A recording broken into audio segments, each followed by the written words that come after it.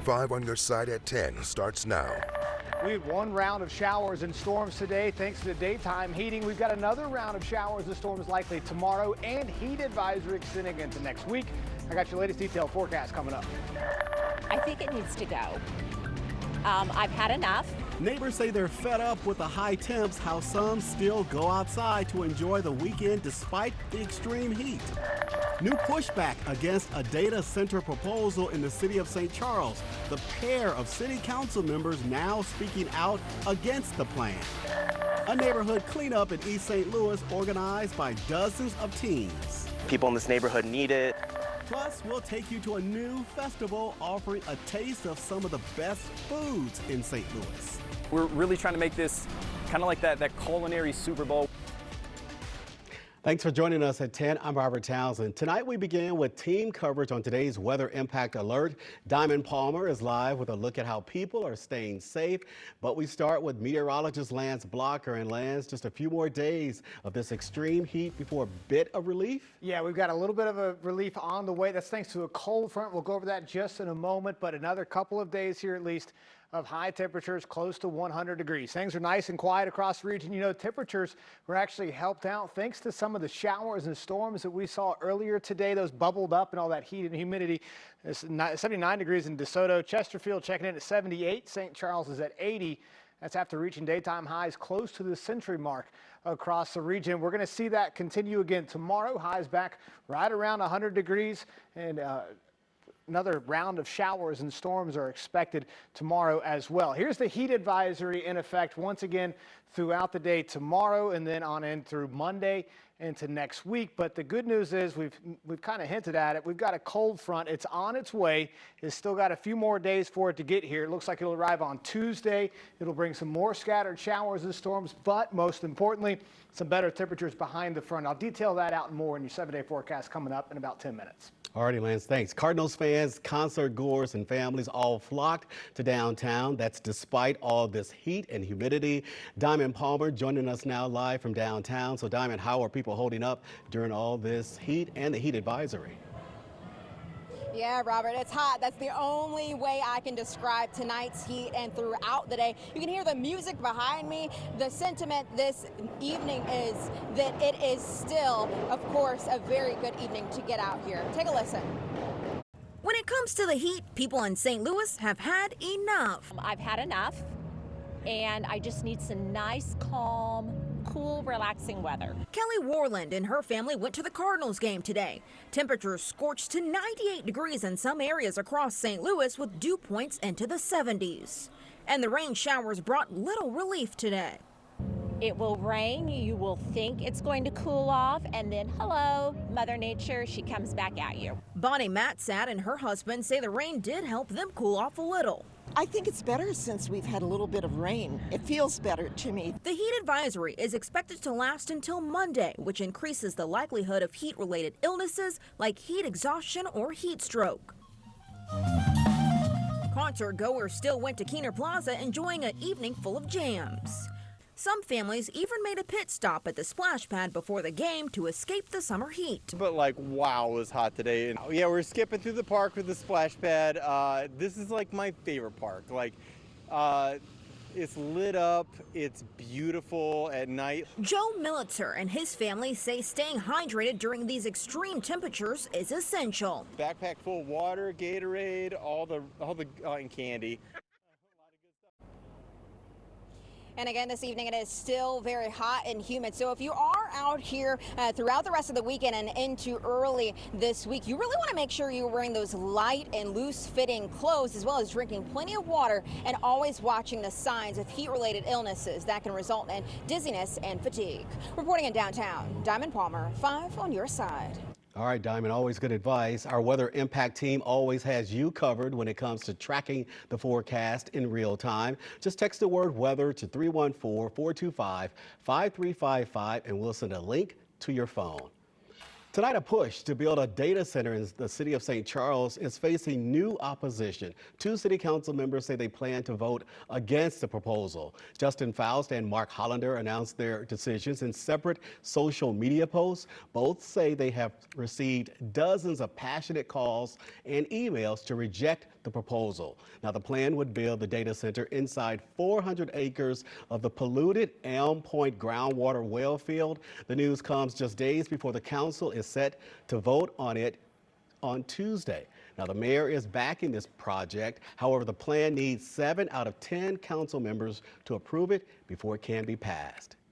Soon there will be hundreds of fewer Southwest flights leaving out of Lambert International Airport as we take a live look tonight. The airline says it plans to cut nonstop service flights to 6 cities starting in March. That's according to our partners at the St. Louis Business Journal. Direct flights from St. Louis to Little Rock, Tulsa, Oklahoma City, Des Moines, Wichita, and Burbank are all still going away. Southwest says it plans to continue offering nearly 50 nonstop flights from St. Louis once the changes take effect. Well, turning a cleanup into a call for justice. Today, dozens of college students made the trip to East St. Louis and teamed up with the community leaders there as a way to speak up for their environment. 5 on Your Side's Travis Cummings shows us how.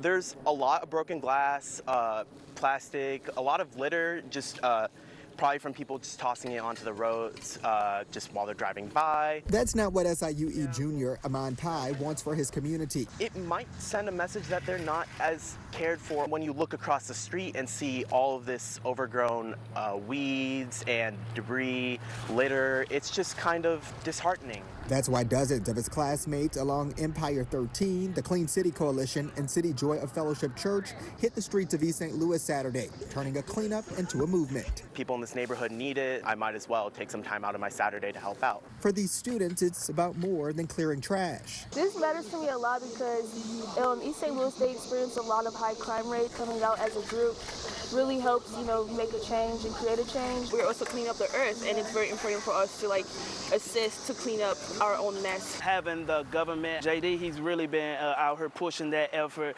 and holding the people accountable that need to be held accountable. So here in Illinois, there are specific justice environment laws. Missouri does not have that yet. It does have laws and regulations, but these groups out here today say regardless of where you live, this shouldn't be in your backyard.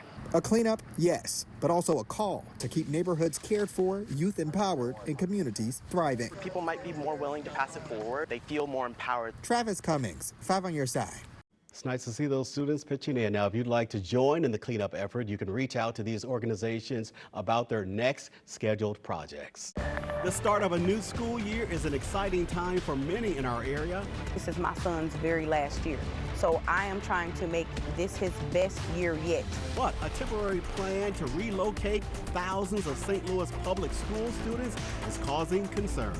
They really don't want to change schools. How school leaders are responding tonight. Heat advisories have been extended into the start of next week, and we've got another chance for scattered afternoon and evening showers and storms tomorrow. I've got your latest detailed forecast coming up next. Plus, a push to raise awareness about the zebras of the medical field, one step at a time. All right, listen to this. Tonight, hundreds of people gathered in downtown St. Louis for the first ever Foodies Eat First Festival. Yes, it's a real thing. The two-day event offers some of the best foods from local chefs and restaurants. Organizers say it's a chance to highlight the amazing food scene throughout our St. Louis area. We're excited what this means to all the chefs, the content creators, the mixologists, the small business owners. We're really trying to make this kind of like that culinary Super Bowl where they can come, sit back, relax, and have a good time. A foodie festival. Organizers hope to make this a twice-a-year event with a spring edition already in the works. All the fun continues tomorrow with 3 more sessions of unique food menus. Tickets are still on sale. A portion of the proceeds will go to the St. Louis Tornado Relief Fund and the Trevor Project. Today, lots of people participated in a walking event to raise awareness about primary immunodeficiency disease, or PI. The disease can cause you to become sick more often because your immune system cannot properly fight off infections. Today's event was held at Six Flags. It was organized by a St. Louis family whose son has PI and the Immune Deficiency Foundation. Now, because PI disease is not well known, people with this illness often call themselves zebras. Organizers tell us the term is a call to action for doctors to consider uncommon diseases like PI when making their diagnosis. It's back to school season for thousands of St. Louis public school students. Tonight, we're digging into concerns about the district's plans to relocate students whose schools were damaged by the May 16th tornado.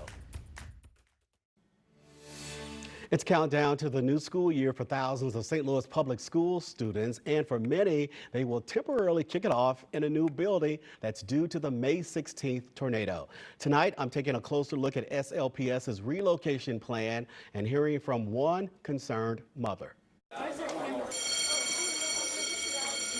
Bells will soon ring at more than 60 St. Louis public schools, kicking off the new school year. Several things that I don't like about it is Rowena Terry isn't happy about a big change that will impact her two children who attend Sumner High School in North City. Her daughter is a 10th grader at the school. Her son is a senior. This is my son's very last year, so I am trying to make this his best year yet. Her kids and their classmates at Sumner will start the school year at Stevens Middle School. The school board made the move after Sumner was damaged during May's EF3 tornado. Neither Terry or her children like the temporary relocation plan. They've already stated the fact that they hate that and they really don't want to change schools. They're changing the bus stops, they're changing so much. So as a parent, I'm going to be worried. I would prefer if they go back to Sumner. Officials tell us a total of 12 SLPS schools were directly impacted by the May 16th tornado. 7 of those buildings, including Sumner High School, sustained substantial damage.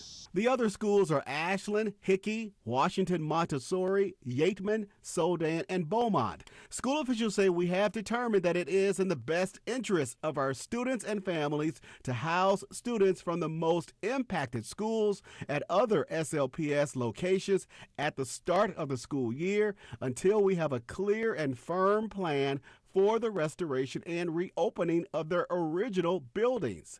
The school district estimates nearly 3,000 students were impacted by the seriously damaged schools. They say repairing the damage at the 7 tornado-battered schools will cost nearly $14 million. We have a lot of questions about when the schools are going to be ready. Byron Clemens, spokesman for the St. Louis Teachers Union, says many of their members echo parents' concerns about the storm-hit school buildings. A timeline. Will these schools be ready at the semester, at the quarter? Will it take a year? Important questions, and SLPS spokesman says they can't answer right now.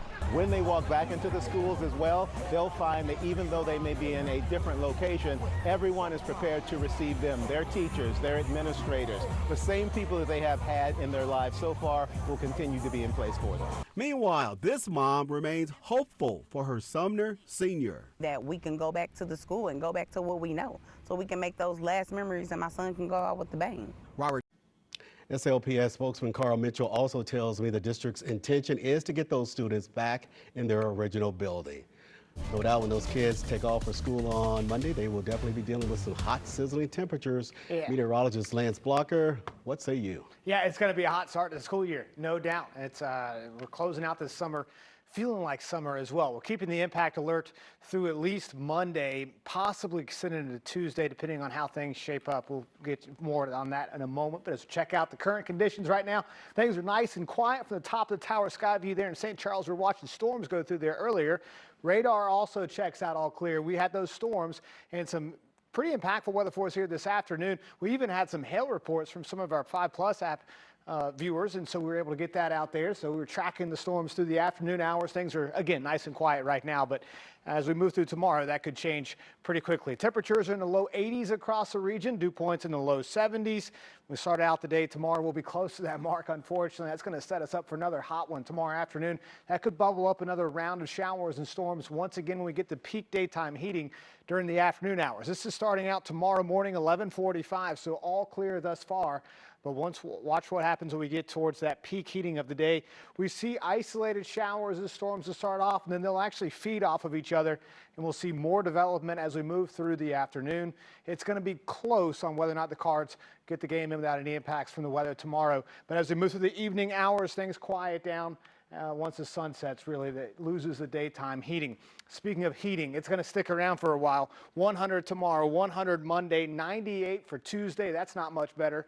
But look at that. Wednesday, 87, could be in the low 80s as we round out the middle of the work week next week. But in the meantime, heat index values, your summer feels like temperatures in the triple digits, low 100s. Crystal City 102, same for St. Louis.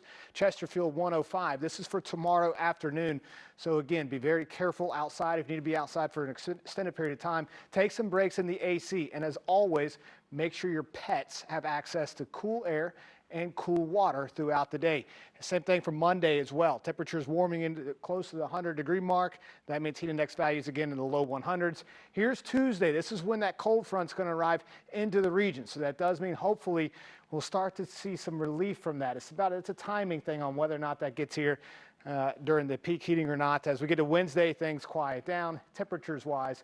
So we're looking forward to that. Heat advisory in effect through at least Monday. Wouldn't be surprised to see that extended as we get on into next week, into Tuesday even, with those daytime highs so close to the triple digits there. For the rest of the work week, though, looking good. We've just got to survive the heat over the next few days. Then we'll get that cold front Tuesday night.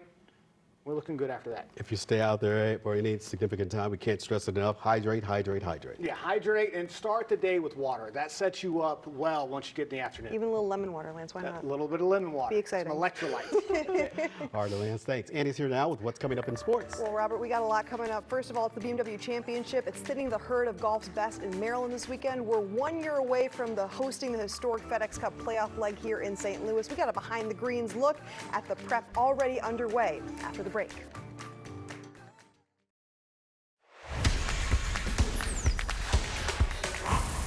The Cardinals were looking to redeem themselves tonight against the Yankees after a narrow loss 4-3 last night. Unfortunately, New York's home run hitters like Ben Rice and Aaron Judge were all over Sonny Gray's zone. The 2023 Cy Young runner-up took to the mound tonight, logging 7 strikeouts. On the flip side, though, it would be first baseman Alec Burleson who would get the Cardinals bats going in the first inning. A long ball to left.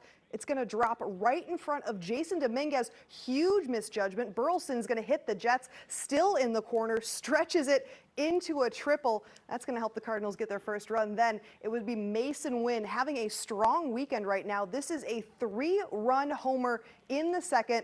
Cardinals end up going 5-2. They're all the way up, but unfortunately there's a death blow coming from the Yankees. Ben Rice, he barely misses a grand slam deep into center, but the damage is already done. 3-run score on this one, taking the Yankees up 9-5 in the 6th. It's another loss to the Redbirds. Yankees win just in the last few minutes, 12-8. This 5 on Your Side St. Louis City SC coverage is sponsored by Together Credit Union. And the City SC game against the Chicago Fire had a significant rain delay tonight with the original 7:30 kickoff. That sneaky weather that we had here earlier, it moved up north as St. Louis was on the road. But at the last check the score for City, they were up 2-1 in the second half. And a challenging night for the Fever last night against the Washington Mystics, but they're still playing without Caitlin Clark. She's nursing a right groin injury still. The pride of Mizzou, though, well, that's Sophie Cunningham. She came courtesy of dropping a steal. She's going to head all the way over coast to coast, steps back for a second, is in 3 territory, sinks it, steals it. Unfortunately, not enough, though, yesterday. Even with Cunningham's 8 total points and 3 steals, Washington wins this one 88-84 last night. And there has to be some kind of dodgeball movie reference I can make here about the Average Joes versus Globo Gym with the BMW Championship leader continuing to be a relatively unknown man from Scotland, Robert McIntyre, battling golf's world #1, Scottie Scheffler. Now, of course, this is all coming as the David and Goliath battle continued in Maryland for day 3 at Caves Valley Golf Club. 29-year-old McIntyre only has 2 career wins, but has set himself up 4 strokes ahead of Scheffler heading into Sunday. This par 3 right here setup was over the water, bold, if not brilliant shot right there. But this was the shot of the day coming up. McIntyre somehow finesses, yes, a 41-foot birdie putt. That's how you do it. That's how you end 18. McIntyre fired up as a 68 was his final score today. Scheffler tries to do something a little bit similar on the same green, but just misses on the right corner of this one. He ends up with a solid 67, but has yet to capture the top spot. And this excitement will all be here in St. Louis in less than a year. Members at Belle Reve Country Club playing the longest championship tees this weekend to celebrate. During the 4 days of competition for the BMW Championship, they're expecting more than 100,000 people. Next year's tournament chair, Ed Glotzbach, caught up with us this afternoon, drawing a parallel between the top players and the 3 years of prep work regarding parking, public safety, and of course golf course maintenance underway. We were able to follow Scottie Scheffler and Rory for a couple of holes. And then we had to kind of peel off and get some work done. We also, watched them on the putting green and, how deliberate they are about practice. But we really didn't get this. And it was not a bird or a plane in St. Charles today. No, it was Coach Eli Drinkwitz on the road at Lindenwood University with his Mizzou team for a little friendly scrimmage. This, of course, as the big quarterback question still very much hangs in the air. Coach Drinkwitz was talking to us on the road at Mizzou because, well, unfortunately, they had to talk to us after. It was closed to us as well as to the public for this scrimmage over in St. Charles. But we got to hear from Coach after about the adversity he's challenging his 2 quarterback prospects to face head on. Both Sam Horn and Bo Prebola is jostling to fill Brady Cook's big shoes just 2 weeks from now. Big thing for me again was to see their mindset and mentality coming out and how do they respond to this situation. Nobody knew who wasn't playing. Everybody thought we were coming out here and everybody was going, and then we went back in the locker room and I just took people's helmets and I told them, hey, when you go on the road you always face adversity. You never know, somebody's got to step up, and so these guys that don't have helmets aren't playing today, and go figure it out, and was trying to create some adversity.